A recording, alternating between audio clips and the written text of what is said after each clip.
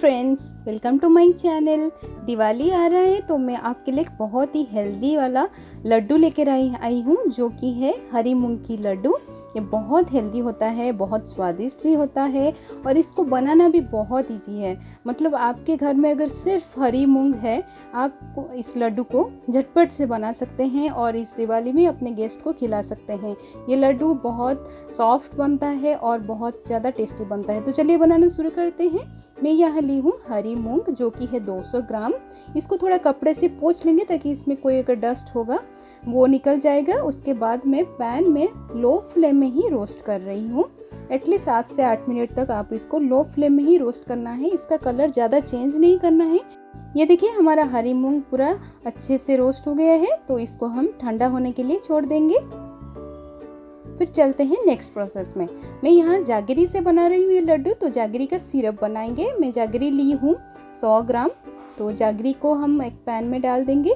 उसके साथ में 2 चम्मच पानी डाल रही हूँ ताकि जागरी नीचे से ना जले। तो हम इसको फ्लेम को ऑन कर लेंगे और इसमें झाग आने तक थोड़ा सा इसको बॉईल कर लेंगे। इसका कुछ तार का कंसिस्टेंसी नहीं बनाना है, सिर्फ इस जागरी का सिरप बनाना है। तो पानी थोड़ा कम होने के बाद ना आप इस फ्लेम को ऑफ कर दीजिए। देखिए हमारा हरी मूंग पूरा ठंडा हो गया है। अभी चलते हैं, इसको ब्लेंड कर लेते हैं। धीरे धीरे करके आपको इसको ब्लेंड कर लेना है। देखिए ये पूरा पाउडर नहीं बनता, थोड़ा कोर्स ग्राइंड होता है तो चलेगा, ऐसे ही आपको ब्लेंड कर देना है। मैं एक ली हूँ बॉल में पूरा उसका पाउडर बना के। फिर एक पैन ली हूँ, उसमें मैं 1 टेबलस्पून घी डाल रही हूँ।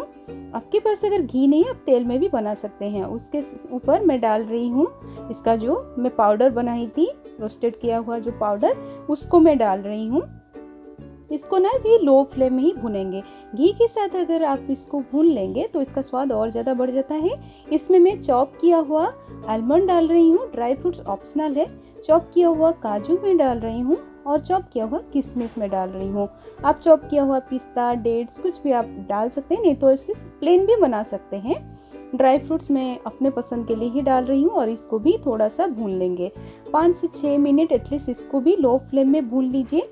बहुत अच्छा खुशबू आने लगेगा। लास्ट को मैं डाल रही हूँ इलायची का पाउडर, जो कि है आधा चम्मच। लड्डू में इस्तेमाल किया जाता है मोस्टली, आप देखे होंगे। तो इसको थोड़ा सा गुनगुना होगा, उसके साथ में जागरी सिरप डाल रही हूँ। आपको यहाँ एक चीज़ ध्यान देना है, जागरी सिरप को सेपरेटली रखना है। 1-1 चम्मच ला के इसमें इस जो पाउडर में मिलाना है। पाउडर को डायरेक्टली जागरी सिरप में मत डालिए, क्योंकि आपको पता नहीं होगा, मे भी जागरी सिरप ज़्यादा हो जाएगा और आपके लड्डू बंधेंगे नहीं, बहुत ज़्यादा लिक्विड हो जाएंगे। तो आपको जितना भी सिरप चाहिए उतना धीरे धीरे ला के आप मिला सकते हैं और इसको जब गुनगुना है तब भी आप लड्डू बनाना शुरू कीजिए। अगर ठंडा हो जाएगा आपके लड्डू बिल्कुल नहीं बंधेंगे, नहीं तो आपको बहुत ज़्यादा जागरी डालना पड़ेगा और आपके लड्डू का टेस्ट थोड़ा ख़राब हो सकता है। देखिए जितना टाइट से आप पकड़ सकते हैं उतना टाइट से आप इसको पकड़ लीजिए और बंध लीजिए। देखिए हमारा पहला लड्डू बन के रेडी हो गया है। आप जैसे बड़ा या छोटा साइज का लड्डू बनाना चाहते हैं आप इसे बना सकते हैं। इस लड्डू बनाने के टाइम में जो मैं ड्राई फ्रूट्स डाली हूँ, अगर आप इसको बच्चों या बुजुर्गों को देना चाहते हैं जिनका दांत का प्रॉब्लम है, आप ड्राई फ्रूट्स को ना पूरा पाउडर बना के भी मिला सकते हैं। उन लोगों को सेम विटामिन मिलेगा। देखिए हमारे हरी मूंग की लड्डू बन के रेडी है। ये बहुत हेल्दी है, बहुत स्वादिष्ट है। आप इवनिंग को अगर स्ट्रगल करते हैं क्या खाना है, एक लड्डू आप इवनिंग को खा सकते हैं, नहीं तो आप ऑफिस को भी ले सकते हैं। टिफ़िन लंच पैक करके बच्चों को भी आप लंच बैग में दे सकते हैं। देखिए इसको मैं तोड़ के आपको दिखाती हूँ। इसका अंदर का टेक्सचर इतना अच्छे से बना है, इतना अच्छे से बंधा है। देखिए इसका अंदर देखिए कितना सॉफ्ट लग रहा है और बहुत परफेक्टली बंधा है। ये लड्डू का एक प्रॉब्लम होता है, क्योंकि अभी विंटर चल रहा है ना, थोड़ा ठंडा हो जाएगा। इसको बाहर ही रखना है, बिल्कुल रेफ्रिजरेटर में मत रखिए, बाहर ही इसको एयरटाइट कंटेनर में रखिए। 1 महीना तक चलेगा। थोड़ी दिन के बाद क्या होता है, अगर सर्दी का मौसम है तो ये थोड़ा हार्ड हो जाएगा। अगर लड्डू हार्ड हो रहा है आपको क्या करना है, मे बी ओवन में नहीं तो तवे में एटलीस्ट 1 मिनट तक ना आप इसको थोड़ा सा गर्म कर लीजिए। फिर ये लड्डू परफेक्टली पूरा नया वाला टेस्ट में आ जाएगा।